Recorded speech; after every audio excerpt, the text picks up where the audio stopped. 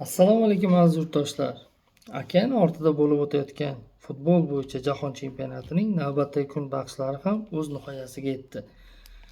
Bugungi kun bahslarni Portugaliya va Kongo Demokratik Respublikalari o'rtasidagi bahs bilan boshlab berishdi.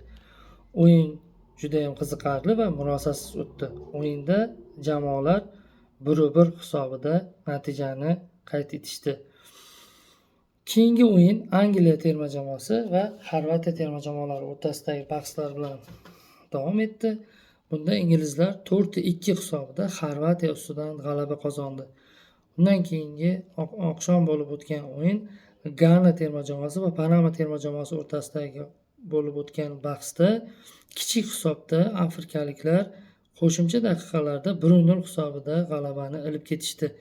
Undan keyingi tonggi o'yinda xabaringiz bor, O'zbekiston terma jamoasi va Kolumbiya terma jamoalari o'rtasidagi bahsda 1-3 hisobida O'zbekiston terma jamoasi mag'lubiyatga uchradi.